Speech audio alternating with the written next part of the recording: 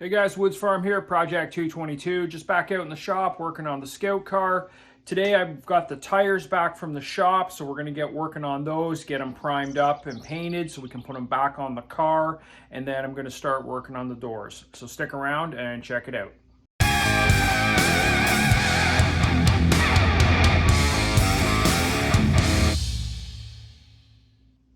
So I got the tires switched over on the rims. A lot of you noticed in the last video that the tires were mounted on these chrome sort of truck rims, and basically I had another set of rims that were a little bit more basic, will probably look a little bit better, so I took them into the shop, got them switched over. I do want to paint up those rims, so we're going to do that, so let's get started.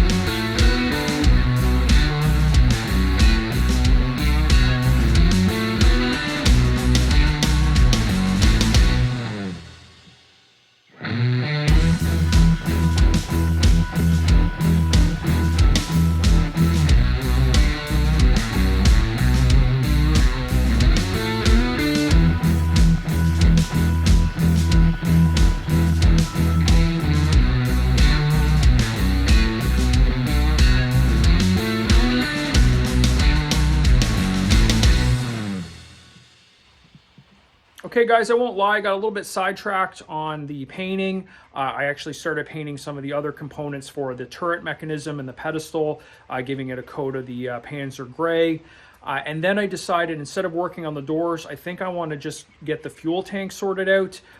It needs to get properly plumbed in, and I need to set some fuel lines so I can reliably start and run the engine. Up until now, we've just been using a little jerry can, so it'll be nice to get something a little bit more reliable. and get the proper fuel system completed. It's been a little frustrating over the last couple of weeks. The weather's kind of been holding me back. I'm sort of behind on my actual chores around the house, cutting grass and doing all that kind of stuff that you need to do in the summer. And it's sort of setting me back on the Scout car as well. Just seems like it's 40 degrees and humid one day, and then the next day it rains, and I'm never able to actually get some good weather to do the yard chores I need to get caught up on. Also, just being able to move the Scout car out of the shed. It seems like every day it's raining, and I haven't really been able to get it out and do some of the other work I want to, like putting back together the toolbox and attaching some of the components, especially on the driver's side.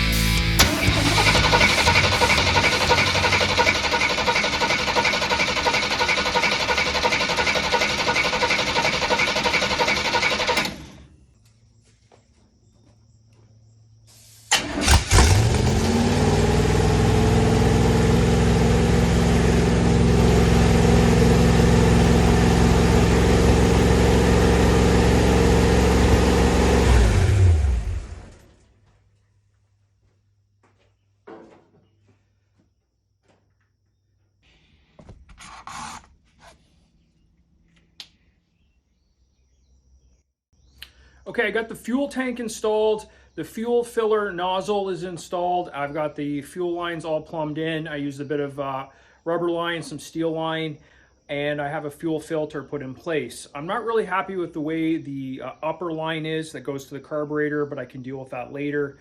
If the system is going to leak anywhere, I think it's going to leak on that connection between the tank and the fuel filler nozzle. That's probably where it will leak. If there is a problem, time will tell. We're just gonna have to drive it around, let the fuel slosh around and see what happens. The rest of the lines are working. Everything's primed. The car fired right up and ran, so everything is good to go on the fuel system for now. I'll be honest, I don't really know what I'm gonna work on tomorrow and where I'm gonna go from here. Obviously the doors, I keep putting that off. That's gotta get done. But I think I might start tinkering around with the electrical system as well. I talked in a previous video how I'm going to do a real basic system for now to get us by. and then we'll go back and do a proper system later. I definitely need to get the alternator set up so it's charging. I need to get an ignition system with a kill switch put in place and maybe some basic gauges. I'd really like to set up the temperature gauge at the very least. So I might start playing around with that as well, because that'll just allow me to move the vehicle in and out of this shed, move it over to my garage. It's kind of a pain in the ass being over here in the shed and I need a tool or a part or something. I have to walk way over to the garage. So it would be nice that if I'm going to be working on it, I can pull it over to the garage easily. So that's going to require some sort of basic electrical system.